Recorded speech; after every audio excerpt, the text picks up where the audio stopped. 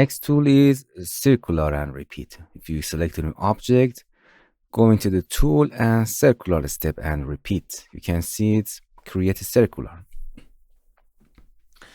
You can change your repeat number, any number that you want. You can type it, more number or less. It's better to select or right click and then type any number.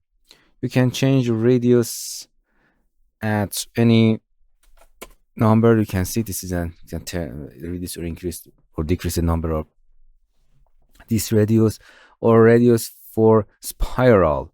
For example, 5, you can see this is like a spiral rotation.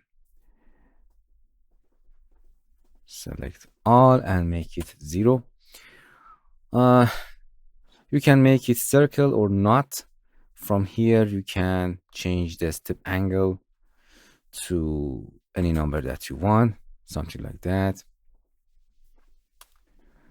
Or for delta, make it back to default number, and delta degree, you can see it rotate individually.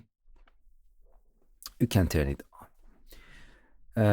Element rotation, for rotation you can make it full turn, something like that, or step angle.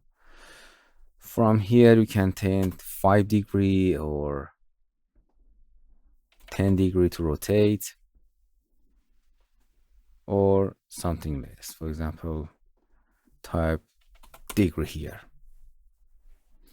and hit OK. And now you can manage your object like this.